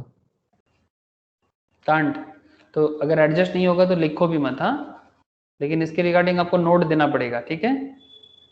तो मैं एक काम करता हूँ, लॉन्ग टर्म कैपिटल लॉस बोल के मैं लिखता हूँ और फिर इसके नीचे नोट बोल के इसके ब्रैकेट में लिख देता हूँ, ताकि आप एग्जाम टाइम पे भी कर सकते हो और अपने खुद के प्रैक्टिस के लिए भी सुविधा होगा। अच्छा सर, और क्या बाकी रह गया? विनिंग फ्रॉम लॉटरी का क्या करें? चला आएगा पूरा पूरा। वो तो आ जाएगा। विनिंग फ्रॉम लॉटरी आ जाएगा। विनिंग फ्रॉम लॉटरी 20,000 का, तो कितना हो गया सर इसका टोटल इनकम? 2,70,000। 2,70,000। दिस 2,70,000 क्या है इसका? This 2,70,000 is what? This is taxable, taxable income. Simple है सर, टैक्सेबल इनकम है। बस एक छोटा सा ही कॉन्सेप्ट था, लेकिन जिसके कारण आपको अच्छे से समझना पड़ेगा। इजी है बट ट्रिकी है।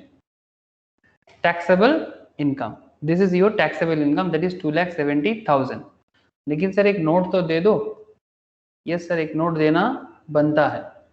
नोट इस बात का देना पड़ेगा क्योंकि यहाँ पर कैरी फॉरवर्ड भी हुआ है, यहाँ पर कैरी फॉरवर्ड भी होगा ना सर, तो नोट में दे दो सर,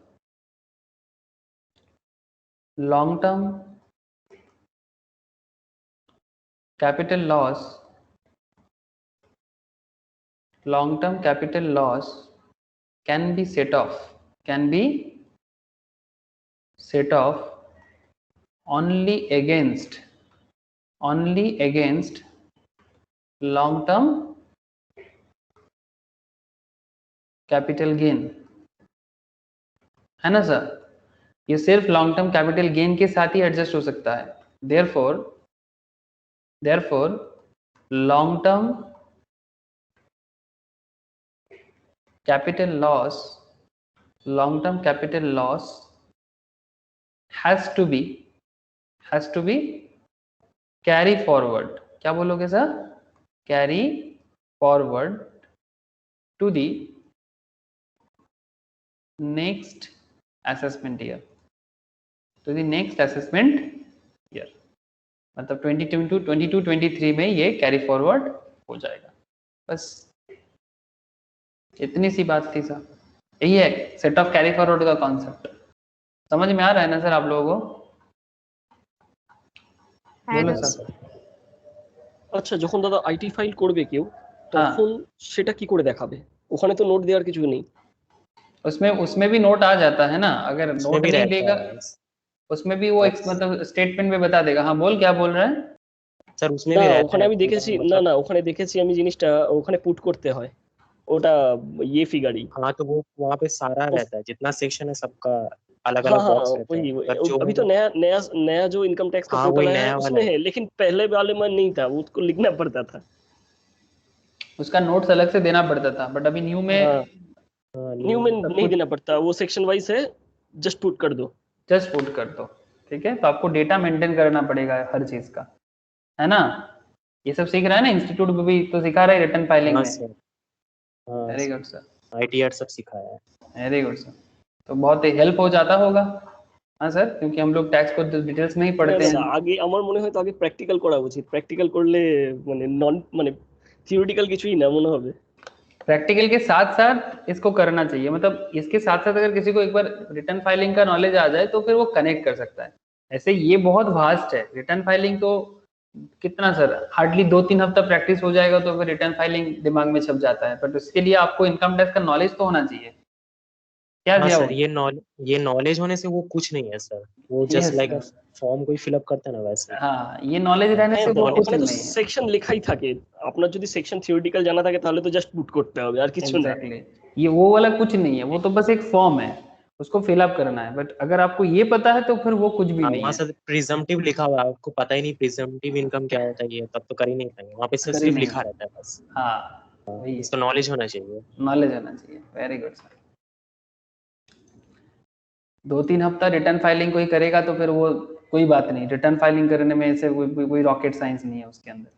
लेकिन रॉकेट साइंस मतलब टैक्स का जो साइंस है वो बेसिकली पूरा टैक्स का ये जो हम लोग इतना दिन से जो पढ़े आ रहे हैं हाँ सर। यही है। Mr. D has the following income for previous year 2021.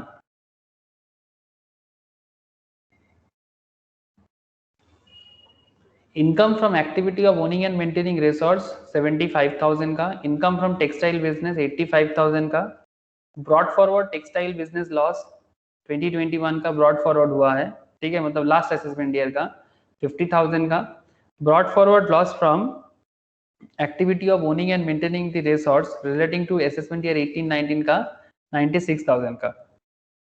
They just ask you what is the total income in the hands of Mr. D for assessment year 21-22. बोलोगे सर? ट्राई करोगे? करो सर, थोड़ा सा try करो, try तो बनता है। ए नंदिनी আরেকবার तेरे को কোশ্চেনটা দেখাবেন? हाँ दिखा रहा है। नंदिनी तुझे समझ आ रहा है ना?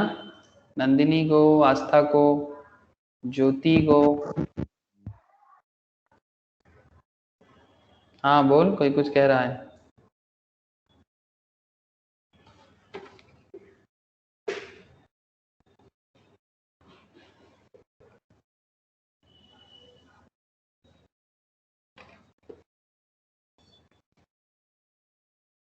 তথা বোঝা যাচ্ছে? তথা है सर। ठीक है। प्रिया का आवाज नहीं आ रहा है, प्रिया हो पा रहा है कि नहीं बोलो? प्रीति, विशाल, चुपचाप क्यों हो? बोलो सर। क्वेश्चन देखा आप लोगों ने? আচ্ছা দাদা, brought forward losses from the activity of owning and maintaining the race horses, মানে ওটা কি ওরই বিজনেস, মানে মিস্টার ডি এর কি ওটাই বিজনেস? हाँ, বুঝতে পারছি मतलब ওটাই, হ্যাঁ ওটাই बेसिकली বিজনেস যত সম্ভব। ऑब्वियसली मतलब बिजनेस तो है ही, है ना? बताता हूँ देख, income from activity of owning and maintaining resource कितना बोला है? 75,000 का बोला है। इनकम फ्रॉम टेक्सटाइल 85,000 का बोला है। Brought forward textile business loss 50,000 बोला है। Broad forward loss from activity of owning and, obviously उसी का बिजनेस है सारा का सारा, ठीक है। अब आपको हेड का एडजस्टमेंट करना है, तो जो भी आपका पास इनकम का हेड है आप उनके अंदर एडजस्टमेंट करो। Income from the activity of sir owning अगर मेंटेनिंग, हाँ बोलो। पहला वाला जो हॉर्स की इनकम है और जो ब्रॉड फॉरवर्ड है उसको तो लेस करने से 0 हो गया, और फिर बचा इनकम 85,000 से 50,000 माइनस करने से টোটাল 35,000। ইনকাম কি 14,000 হবে? कितना? 14,000? 14,000, হ্যাঁ 14,000? 14,000।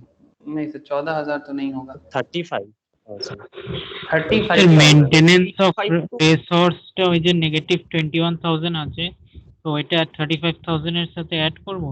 नहीं सर, वो तो कैरी फॉरवर्ड होगा ना, वो तो कैरी फॉरवर्ड हो जाएगा। वो कैरी फॉरवर्ड 35,000 ही होगा तो। ना, वो कैरी ओ फॉरवर्ड होगा अच्छा ना। अच्छा अच्छा अच्छा, हाँ हाँ हाँ हाँ। आप लोगों का चैप्टर का नाम क्या है? Set off and carry forward. जितना एडजस्ट होगा होगा, बाकी कैरी फॉरवर्ड करोगे ना। जितना एडजस्ट होगा होगा, बाकी कैरी फॉरवर्ड हो जाएगा। चलो सर करते हैं मैं हाँ। -4 total income of mister D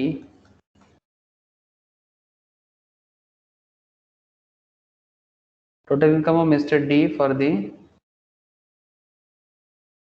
assessment year 21-22। ठीक है, ये हमसे पूछा गया है, तो पर्टिकुलर दे देंगे एक, और सेम टू सेम 2 अमाउंट का कॉलम भी बना देंगे।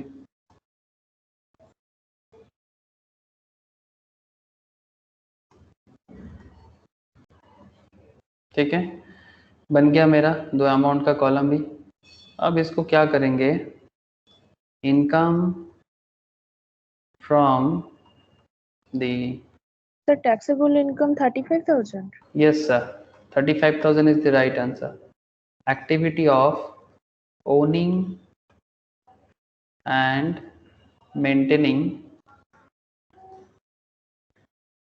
Race horse. ठीक है, रेस हॉर्स कितना है सर इसका इनकम? 75,000 है ना। और सर पुराना लॉस है उसका, पुराना लॉस है, ब्रॉड फॉरवर्ड लॉस है उसका। देखो, broad forward loss from activity of owning and maintaining जो 18-19 से आ रहा है, तो ये लॉस 96,000 ब्रॉड फॉरवर्ड होके आ रहा है।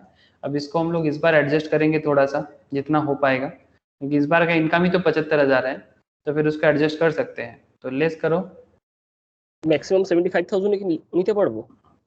हाँ मैक्सिमम, हाँ 75,000 मतलब ही तो নিতে পারবো। हाँ 75,000 ही मैक्सिमम ले पाओगे, तो बाकी तुम्हारा कैरी फॉरवर्ड हो जाएगा। Broad forward loss from the activity of owning and maintaining race horse. ऐसे तो आपका ब्रॉड फॉरवर्ड लॉस कितना है, 96,000 का है, तो आप 75,000 से जब 96,000 को लेस करोगे तो अमाउंट कितना आ जाएगा? 21,000। Negative 21,000. नेगेटिव 21,000। दिस नेगेटिव 21,000 को क्या बोलना है सर? इसको बोल दो सर, ये लॉस ही है ना आपका, ये आपका लॉस है, loss from the activity, loss from the activity of owning and maintaining race horses, owning and maintaining race horses। तो 21,000 का आपका हो गया। तो ये आपका to be carry forward, basically क्या बोलोगे इसको? To be carry forward. कब होगा carry forward sir? Assessment year 22-23. 22-23। Very good sir. Assessment year 22-23 में कैरी फॉरवर्ड हो जाएगा। और आपका इनकम फ्रॉम टेक्सटाइल बिजनेस है ना सर, टेक्सटाइल बिजनेस है, और एक आपका टेक्सटाइल का ही लॉस है, एडजस्ट हो जाएगा दोनों का? हाँ सर। एकदम सर, दोनों ही तो नॉन स्पेकुलेशन है, तो कोई प्रॉब्लम नहीं है। Income from textile business, textile business से कितना इनकम किया सर? 85,000. 85,000। ओके 85,000 डाल दिए सर 85,000, और लेस हो जाएगा ब्रॉड फॉरवर्ड, पूरा ही एडजस्ट हो जाएगा। Broad forward business loss from textile business कितने का है सर? 50,000 का। तो बस पुट कर दो 50,000। ओहो, इतना सारा जीरो क्यों? ठीक है, बस और तो कुछ रहा नहीं। इसको आउटर में डाल देते हैं 35 ना, 35। हाँ सर। और उधर तो कुछ था नहीं, तो अल्टीमेटली आपका जो होता है दैट इज टोटल इनकम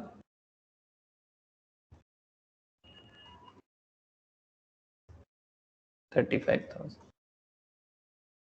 यही होगा ना? वैसे एक नोट भी दे दो सर साथ में, एक नोट भी साथ में दे दो। Loss from the activity of owning and maintaining race horse. क्या बोलेंगे सर? Race horse can not be set off, can not be set off, है ना सर? सेटअप तो किसी के साथ हो नहीं सकता, नहीं तो कर सकते थे हम लोग। Can not be set off against any other source or head, against any other source or head.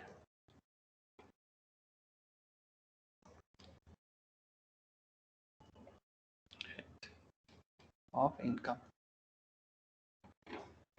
बस इतनी सी बात था। ऐसा है sir set off carry forward. I hope कि समझ में आ गया होगा आप लोगों को। अब ये अगर कंप्लीट सम्स के अंदर रहे तो भी आप कर सकते हो, और अगर ये सिर्फ आपको set off carry forward related ही पूछे तो भी आप कर सकते हो। अरे कर सकते कि नहीं कर सकते? हाँ सर। है दादा। ठीक है सर, तो सेट ऑफ कैरी फॉरवर्ड का प्रोविजंस कॉन्सेप्ट भी समझ गए, और कुछ क्वेश्चंस जैसे कि यहाँ पर 3 क्वेश्चन और है, थोड़ा ट्राई कीजिएगा सर। हाँ, ये 3 क्वेश्चन है और भी कुछ क्वेश्चंस मैं दे रहा हूँ साथ में, ठीक है? तो आप लोग प्लीज घर में प्रैक्टिस करना, ये 1 2 3, ठीक है? ये तीनों क्वेश्चन प्रैक्टिस करना।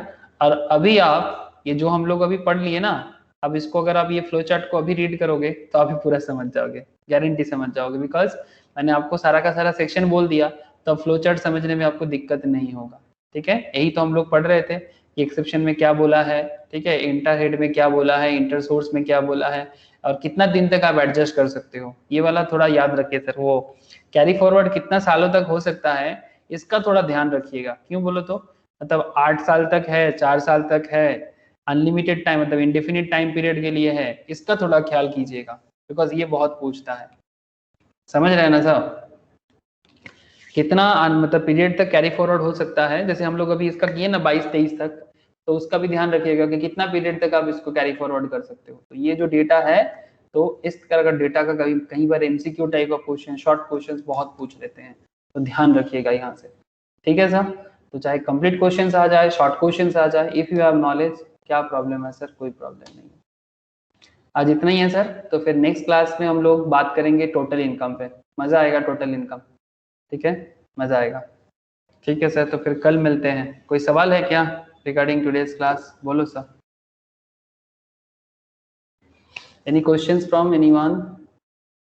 ना दादा। ओके सर, ठीक है, তো फिर आज इतना ही। चलो सर, बाय। দাদা আমাকে একটা পিডিএফ পাঠাতে পারবেন? কিসের এটা পিডিএফ? না, বল। ওই মিউচুয়াল ফান্ডে যেটা ইনভেস্টমেন্ট যেটা করছি মান্থলি অর ইয়ারলি, তার ওই এক্সেমশনের জন্য বা ওই এটা কিভাবে ট্যাক্সেবল হবে ওটা একটু দরকার আমার। ওই যেটা করিয়েছিলাম ফান্ডামেন্টাল হ্যাঁ ক্লাসে? ও আচ্ছা হ্যাঁ আচ্ছা, হ্যাঁ, তোকে পাঠানো হয়নি ওটা না না স্যার? আমি অনেকের করে দেই তো, মানে আইটি ফাইলগুলো, তো ওটা একটু দরকার। আচ্ছা ঠিক আছে, পাঠিয়ে দেবো আমি। ঠিক আছে, হ্যাঁ বেসিক্যালি ঠিক আছে মিউচুয়াল দাদা, ফান্ড। Thank you. ওকে হ্যাঁ ওকে বেসিক্যালি মিউচুয়াল ফান্ডের ওইটা, ওকে, বুঝে গেছি। ইকুইটি মিউচুয়াল ফান্ড যেটা ছিল সেটা। যেটা বুঝতে পেরেছি, ফান্ডামেন্টালে করিয়েছিলাম, হ্যাঁ হ্যাঁ বুঝে গেছি। ফান্ডামেন্টালি যেটা করিয়েছে। ओके, আচ্ছা हाँ দাদা, बोलो ঠিক আছে सर। দাদা, টাটা। प्रिया कुछ बोल रहे हो क्या? রাখছি দাদা। Okay Roshni, tata, bye bye দাদা। Bye sir. Bye bye sir, bye